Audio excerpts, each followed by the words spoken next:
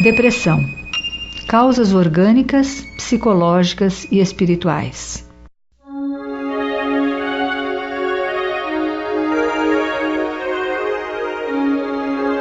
Olá, meus amigos. Hoje vamos abordar um tema do qual se tem falado muito. É a depressão, suas causas orgânicas, psicológicas e espirituais. No entanto, tem muito mais a ser abordado, a ser estudado sobre esse tema. O que nós vamos fazer hoje é um pequeno estudo sobre esses aspectos. A palavra depressão tem a sua origem no latim deprimire e significa prensar de alto a baixo, comprimir. E é assim que as pessoas se sentem, pressionadas, como se estivessem sendo prensadas de alto para baixo.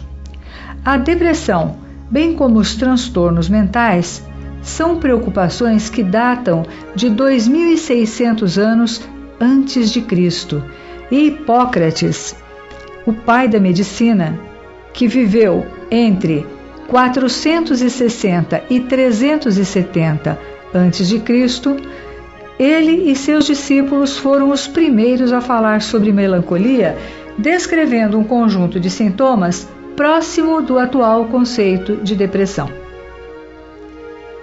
A depressão é um estado patológico de sofrimento psíquico, com gravidade de ânimo, tristeza, sentimento de menos-valia e sensação de impotência para trabalhar e pensar. Pode ser causada por traumas emocionais, envelhecimento ou ser consequência de uma predisposição genética. Para o Dr. Leopold Sonde, médico húngaro radicado na Suíça após a Segunda Guerra Mundial, que desenvolveu a teoria gênica das pulsões ou teoria genética das tendências ou, como nós a chamamos, psicologia do destino, depressão é uma energia psíquica relacionada ao instinto de contato do homem que sinaliza o apego ou o desapego a um objeto, entendendo aqui que objeto significa o alvo dos nossos afetos, positivos ou negativos, ou seja, é a dificuldade da pessoa lidar com perdas. A depressão é uma doença que se caracteriza por um estado de humor deprimido, pressionado, no qual a pessoa fica angustiada, profundamente triste, entediada e, às vezes, indiferente a estímulos. Como os sentimentos são embotados e confusos, o indivíduo não demonstra afetividade em relação às pessoas que o cercam. As atividades do dia a dia parecem não ter significado, e mesmo aquelas mais simples requerem um grande esforço.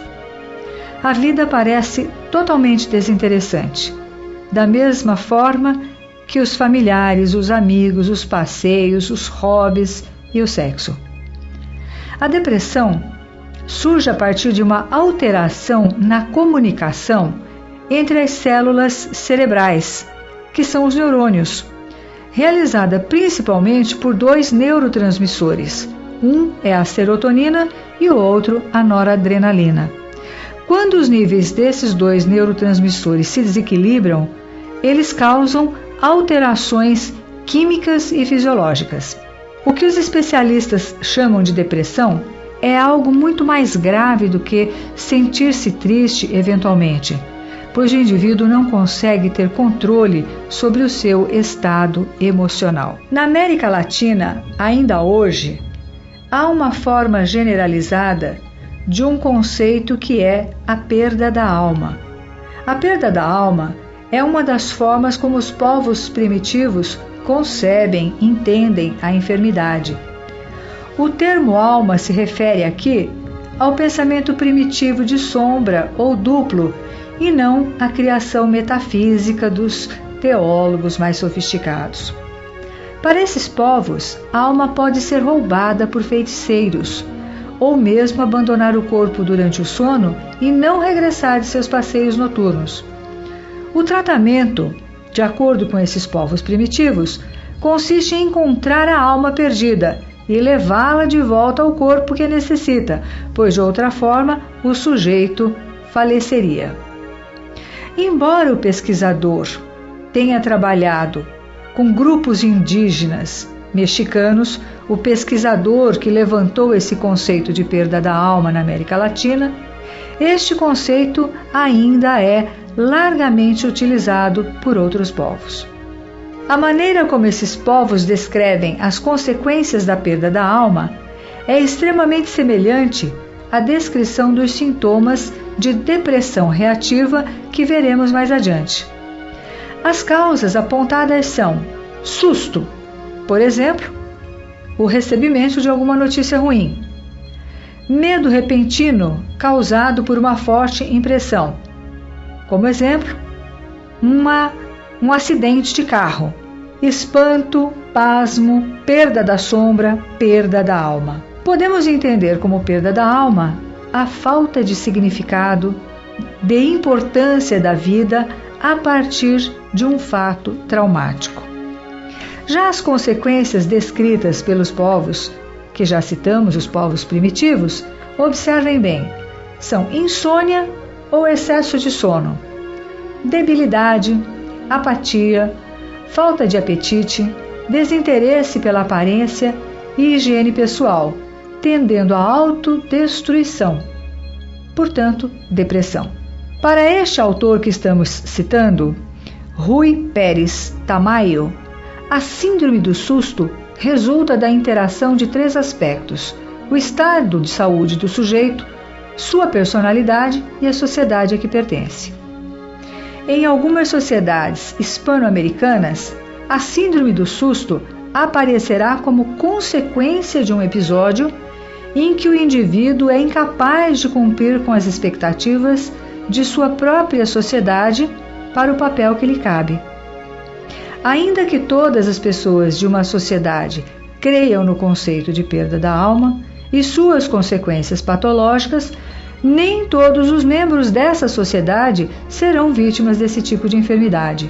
Supõe-se, então, que as personalidades individuais atuam como variáveis importantes. Embora todos sofram a mesma pressão, uns adoecem e outros adaptam-se de alguma forma à frustração da expectativa do outro, por vezes expressando desprezo e deslocando a sua hostilidade. Além disso, entre os que adoecem de susto, a gravidade, a cronicidade e a frequência dos episódios variaram sistematicamente em relação às circunstâncias sociais e de personalidade. Causas da depressão. Depressão endógena. Vamos ver inicialmente a depressão endógena.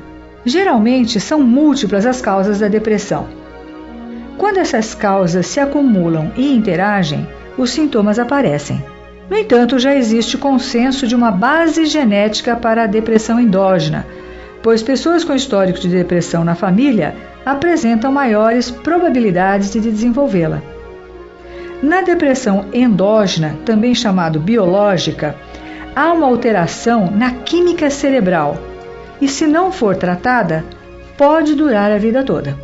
Algumas pessoas apresentam maior probabilidade de desenvolver depressão. Vamos citar alguns exemplos. A própria pessoa que já teve depressão anteriormente, ela pode fazer uma nova depressão. Familiares que tiveram ou têm depressão. Pessoas que convivem com situações de estresse.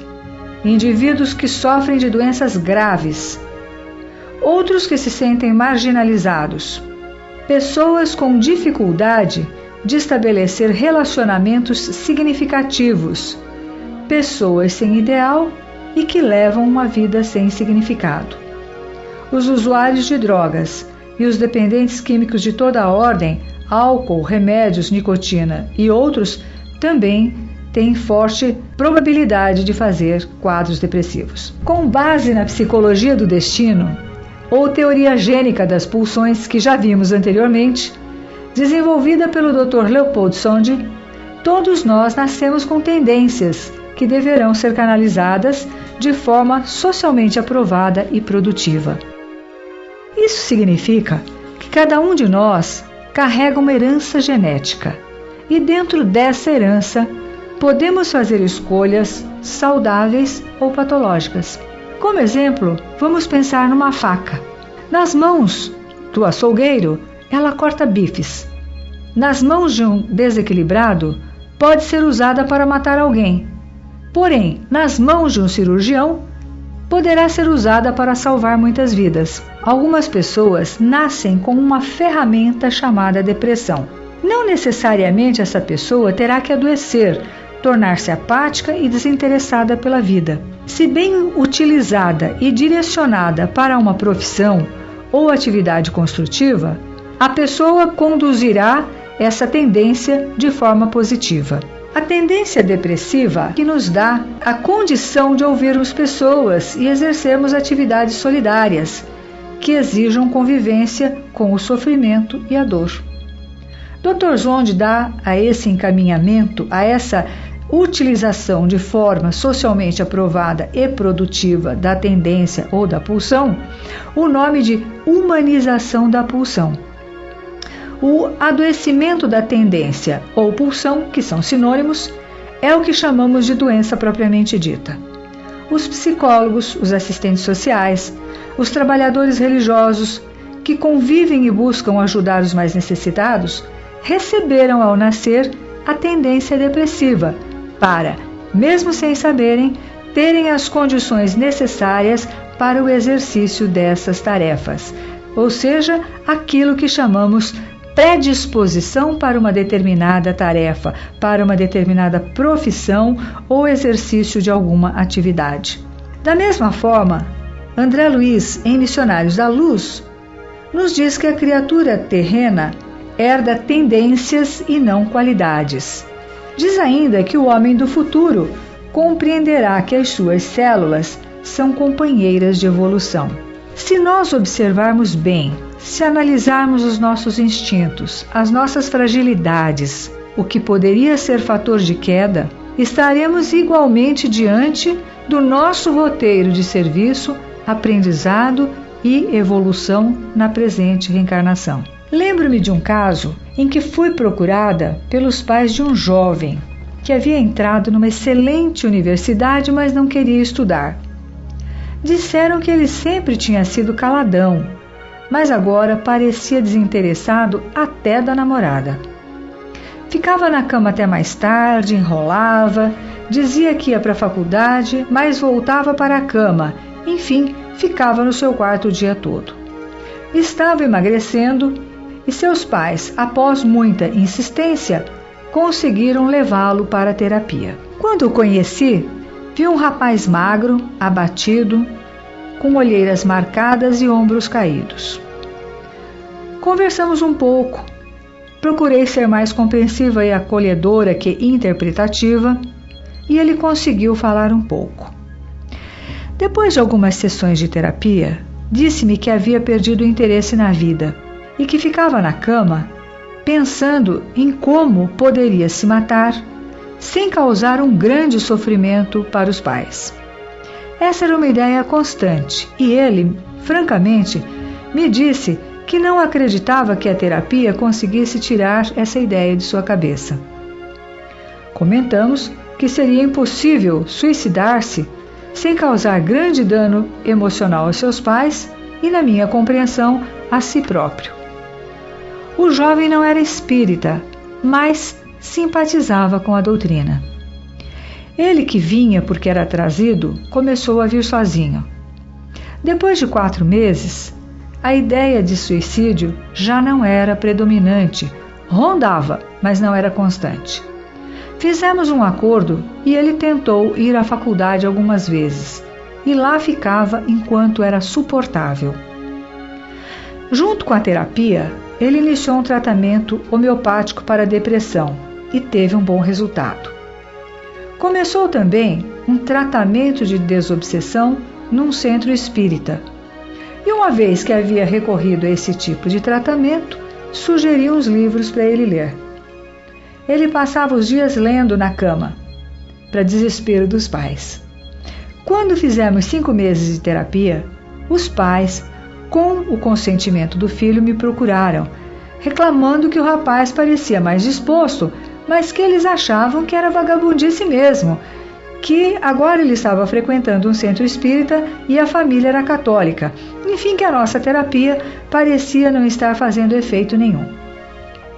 Como o paciente havia me autorizado, comentei que eu, ao contrário deles, estava muito satisfeita com os progressos do rapaz, que eles haviam acertado em arrastá-lo para a terapia e que, se eles estavam preocupados com a faculdade, eu estava preocupada de que ele não cometesse suicídio. Falamos sobre isso, do sofrimento do jovem, de suas ideias destrutivas e que ele já estava abandonando esses propósitos, estava disposto a se tratar, que havíamos construído um bom vínculo, o que é fundamental no processo terapêutico, e que, de minha parte, não aconselhava a interrupção de nenhum dos tratamentos em curso. A mãe chorou muito ao saber das ideias suicidas do filho. O pai ficou em silêncio por algum tempo e lágrimas correram silenciosamente pelo seu rosto.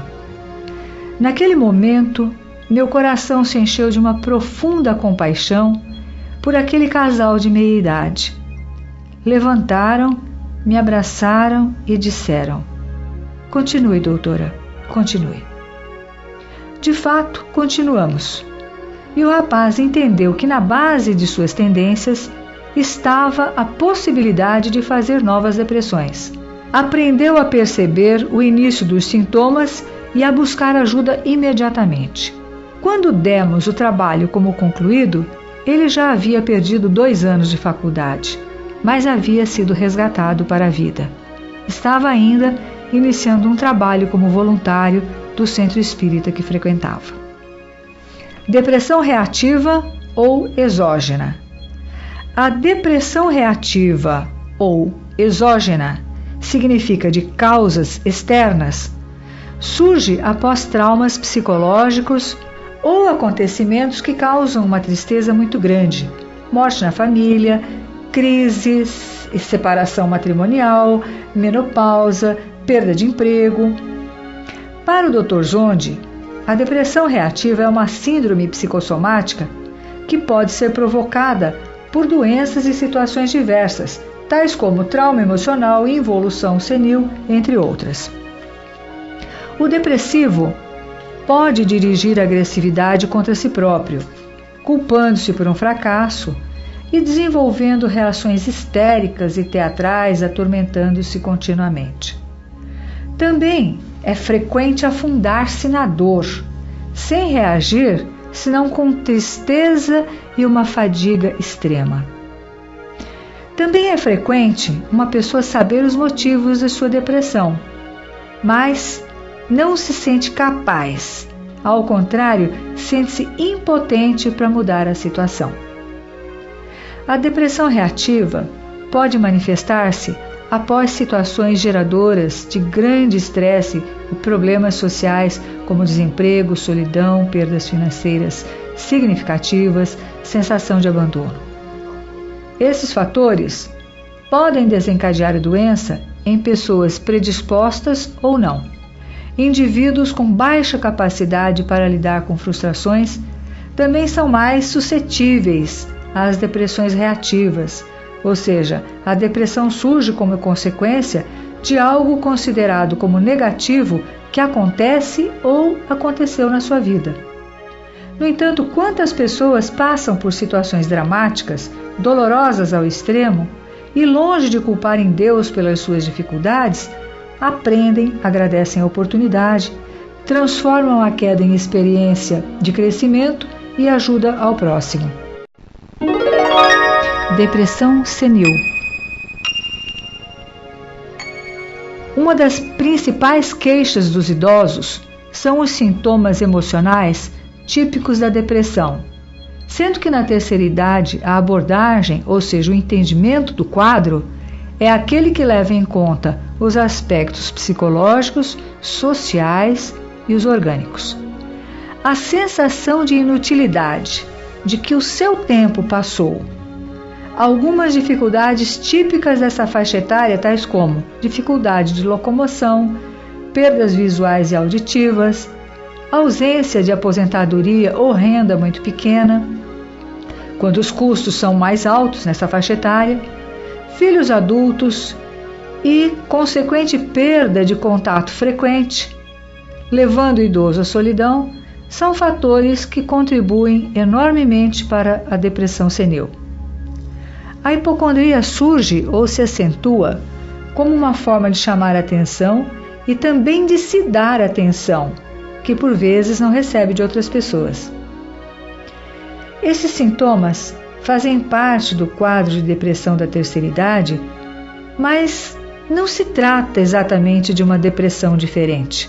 O que é diferente é a condição de vida que caracteriza essa fase. Com certeza, temos que criar melhores condições para essa fase da vida, pois, de maneira geral, a população do mundo está envelhecendo. Em que pesem as boas descobertas que poderiam beneficiar a velhice, quase todas ainda são muito caras. Temos que aprender a respeitar os idosos, reconhecer o que fizeram por nós e não nos aproveitarmos da fragilidade que eles apresentam para eventualmente exercermos a vingança do que consideramos não ter recebido no passado. Essa é uma situação frequente. Muitas vezes o filho acha que não recebeu a atenção devida ou que foi maltratado, ou atribui aos pais fatores da sua frustração atual e acaba se vingando do idoso no momento em que ele já é dependente de muitas atenções. Falta mudar o conceito, a mentalidade do que é envelhecer. Entender que o seu tempo não passou. O tempo é hoje e vai continuar amanhã. Dizer e alimentar a ideia de que o tempo passou é aceitar que a vida acabou. Não adianta pensar que essa é uma fase de perdas e ficar contabilizando essas perdas. Mas é hora de valorizar os ganhos, a experiência, os amigos, os netos e a disponibilidade para fazer outras coisas. É preciso ficarmos alertas para analisarmos que velhice estamos plantando, porque o futuro chega e nós vamos precisar de estruturas psicológicas, maturidade emocional para entendermos e passarmos por todas as mudanças com dignidade, alegria e satisfação. Certa vez, antes da ABRAP, da Associação Brasileira de Psicólogos Espíritas, ser fundada, tínhamos um grupo de evangelho na clínica, do qual participava quem quisesse. Era apenas um estudo e depois fazíamos vibrações.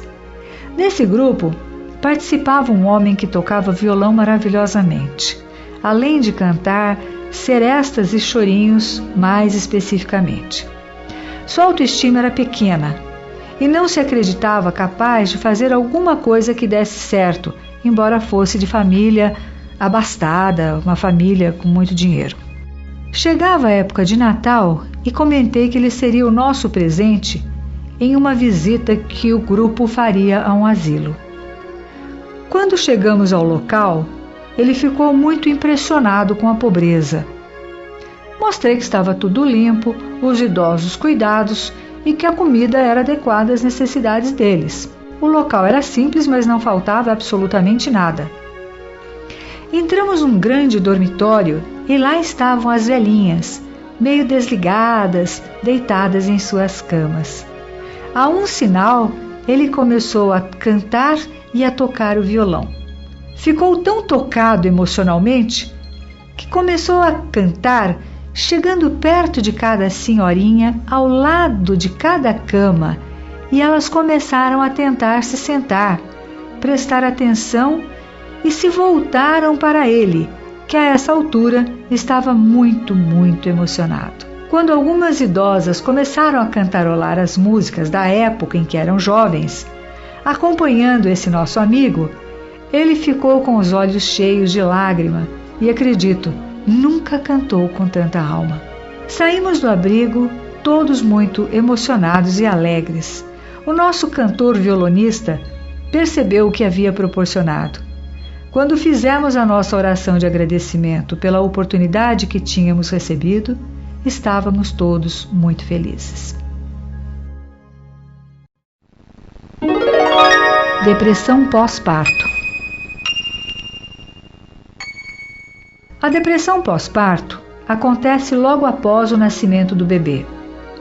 Durante a gravidez, a gestante costuma receber toda a atenção. Porém, assim que o bebê nasce, ele torna-se o centro das atenções.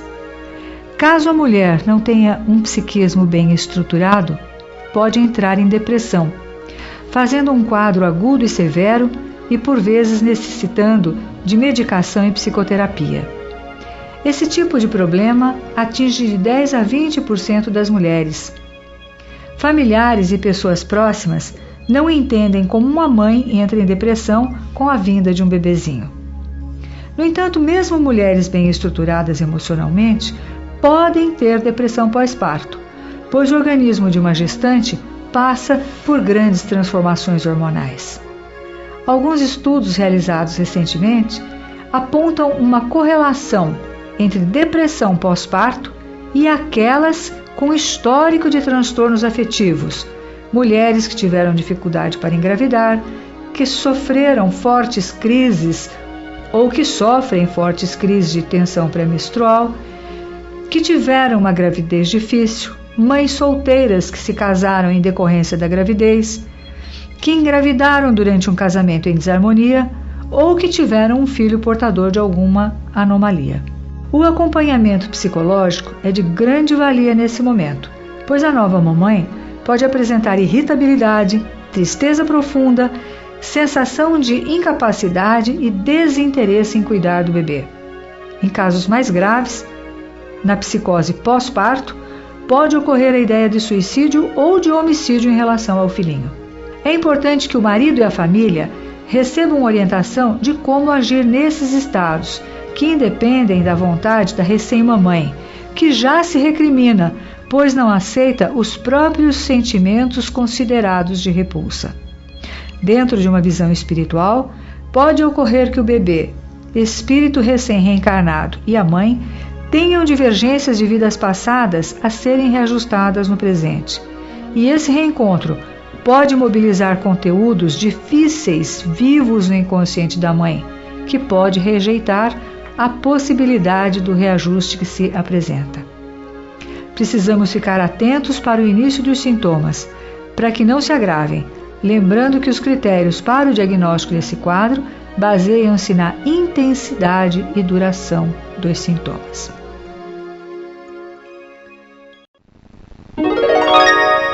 Sintomas em indivíduos somáticos.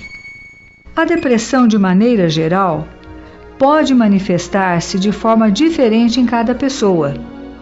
Se a sua tendência for somatizar sem refletir nos motivos mais profundos da sua tristeza, estaremos diante dos indivíduos somáticos. Neles, os sintomas poderão aparecer como humor deprimido na maior parte do dia, sente-se vazio, triste, choroso, irritável. Perda ou ganho de peso significativos, insônia ou hipersonia, ou seja, falta de sono ou excesso de sono, fadiga ou perda de energia todos os dias, pseudodiarreia, agitação ou retardo psicomotor que se pode observar. A pessoa fica meio agitada, meio estabanada, derrubando coisas. Dores de estômago, de cabeça, nas costas, espalhadas pelo corpo e também uma pressão no peito. Sintomas em indivíduos psíquicos. Quando a pessoa em depressão é mais emotiva, reage de maneira compatível diante dos fatos, ou seja, de maneira emocional, e seus sintomas serão quase sempre palpitações, dores de cabeça, redução da libido, diminuição da concentração e da capacidade de pensar, indecisão, receio de enlouquecer, sentimento de culpa, lamentos e gritos muitas vezes em voz alta, perda aparente do amor pela própria família, pensamentos recorrentes de morte, ideação suicida, porém sem um plano específico, chegando mesmo a uma tentativa de suicídio, ataques de ansiedade associada à melancolia, sentimento de inutilidade, de inadequação e abatimento, desejo de ficar só, isolado, perda de interesse em sair, além de grande irritabilidade. Tratamentos para a depressão. O primeiro passo para tratar a depressão é identificar a sua causa. Se a pessoa passou por algum trauma, se é uma depressão sem motivo aparente, ou se é uma depressão constitucional endógena, como já vimos. Um psicólogo experiente saberá diagnosticar qual é o tipo de depressão e fazer o encaminhamento necessário. Nossa recomendação é que o psicólogo não tente realizar apenas a psicoterapia se tiver uma pessoa em estado grave, correndo o risco de cometer suicídio, e sim encaminhar ao psiquiatra, pois dependendo da gravidade do caso, a medicação será necessária. Por outro lado, sugerimos com todo respeito que o psiquiatra encaminhe o paciente para a psicoterapia, para que ele tente se conhecer melhor e o que acontece com ele. Nos casos mais graves, os melhores resultados são obtidos com os tratamentos combinados. Geralmente, os psiquiatras prescrevem os antidepressivos, cuja função é restabelecer a comunicação entre os neurônios. São vários os medicamentos existentes, cada qual com as suas características específicas. De maneira geral, não causam dependência e nem sonolência, e o efeito demora mais ou menos 3 semanas para ser notado. Portanto, é preciso tomar cuidado com o paciente até esse momento e reportar aos profissionais que o atendem qualquer alteração de comportamento. Aqui lembramos, não devemos permitir que o preconceito prevaleça e o tratamento não seja realizado adequadamente. Às vezes, em poucos meses temos a pessoa novamente saudável e equilibrada. A função da psicoterapia é ajudar o paciente a entender o seu quadro, buscar e analisar fatos da vida desse paciente que possam ter contribuído para o surgimento da depressão, fortalecer e potencializar esse indivíduo para que ele possa reassumir a direção de sua vida, realizar escolhas, elaborar perdas, vencer medos e fantasias e buscar o eixo de sua existência. Nas nossas supervisões, sempre orientamos os psicólogos para que ouçam com atenção todos os relatos do paciente sobre os seus sintomas, sobre os sintomas atuais e sobre o seu histórico de vida, para termos a certeza de que estamos diante de uma depressão unipolar, ou seja, que é exclusivamente um quadro depressivo e qual a gravidade com que tem se manifestado. É importante estar atento à utilização dos medicamentos e, se houver indícios de um quadro de transtorno bipolar, da qual a depressão é um dos polos, o psicólogo deve entrar em contato com o psiquiatra responsável e estabelecer junto a ele um tratamento combinado para melhor benefício do paciente. Sempre sugerimos o esclarecimento da família para que possam entender o quadro da pessoa em depressão e poder apoiar sabendo do que se trata. Ressaltamos esse ponto porque muitas vezes, sem o devido conhecimento, os familiares apenas ficam com raiva do paciente. Os familiares podem escutar a pessoa deprimida, podem oferecer apoio, mas não devem tentar resolver os seus problemas. Devem lembrar-se que nesse quadro, o depressivo está muito sensível à crítica, irritável e, principalmente, os familiares não devem tomar a depressão do outro como sua própria culpa. Numa visão espiritual, uma depressão pode acompanhar o espírito por várias reencarnações, até o momento em que receber o tratamento adequado. Sem entender o seu processo, sem remover os conteúdos acumulados por muito tempo, o depressivo pode ser alvo de processos obsessivos graves. Se o paciente aceitar, poderá buscar auxílio na sua própria religião, pois acreditamos que todas ofereçam recursos de restauração da saúde. No entanto, como espíritas e aos espíritas, sugerimos os tratamentos oferecidos nos centros. É provável que o paciente receba a orientação para fazer um tratamento de desobsessão e, posteriormente, através das doações recebidas dos médiuns, uma reposição de suas energias. As palestras são motivadoras e esclarecedoras. Os resultados dos tratamentos combinados, ou seja, psicoterapia mais medicação, quando necessário, e tratamento espiritual, são excelentes. A conscientização de uma pessoa quanto ao fato dela ser um espírito em busca de evolução, juntamente com o autoconhecimento propiciado pela psicoterapia, fazem uma enorme diferença quando ela se defronta com alguma frustração, decepção ou perda. Muitas vezes um ego imaturo se frustra com facilidade porque acha que a vida deve corresponder às suas expectativas infantis. Com o amadurecimento, o paciente para de brigar com a vida e passa a buscar o entendimento e a ação produtiva correspondente. Quando uma pessoa portadora de algum distúrbio, de alguma distonia, conhece o seu quadro, conhece os seus sintomas e consegue aprender quando o processo começa a se desencadear, ele pode tomar medidas imediatas, não permitindo que a doença se instale. A melhor opção é, sabendo o que pode acontecer, ter uma vida saudável e trabalhar de forma preventiva, evitando sofrimentos desnecessários. Até agora, temos usado a doença como ferramenta de aprendizado. No entanto, já podemos aprender por conhecer as atitudes que nos levam ao sofrimento e ao adoecimento, evitando, portanto, os pensamentos e as atitudes que os causam.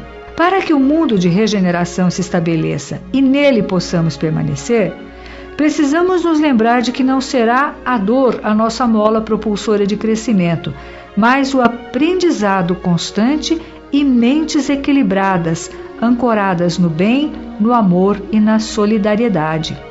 Estamos na transição para um mundo onde não haverá mais dor, e sim o esforço constante na busca de nos tornarmos criaturas melhores, que se reconhecem como filhos de Deus e que buscam iluminar os cantinhos escuros de sua alma, brilhando por onde passam.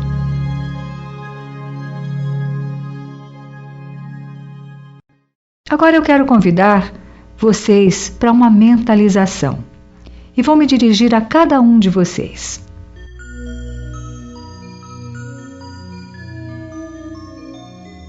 Sente-se num lugar tranquilo. Procure se desligar de qualquer estímulo externo. Faça alguns movimentos, soltando os ombros e mexendo lentamente o pescoço para um lado e para outro. Levante a sua cabeça e mentalize um céu azul e um sol brilhante, brilhando para você. Receba essa energia e faça 3 respirações completas.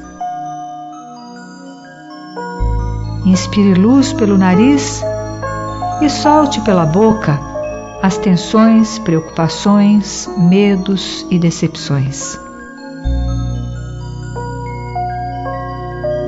Novamente, inspire luz pelo nariz e solte pela boca, soprando toda a ansiedade e toda a tristeza.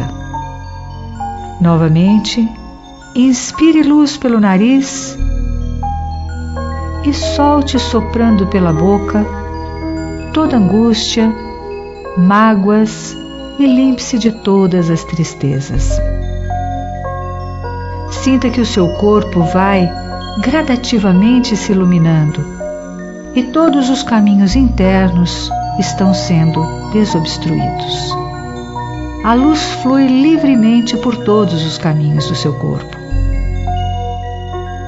Seu corpo espiritual brilha e o seu corpo físico manifesta saúde. Sinta essa luz aumentando mais, ultrapassando os limites do seu corpo. Repare que agora você inspira luz e expira luz. Mentalmente repita: sou filho de Deus, sou filho da luz, sou filho da paz. Sou luz, Sou paz. Brilho intensamente e espalho luzes. Sinto a alegria no meu peito e aceito a vida. Graças a Deus.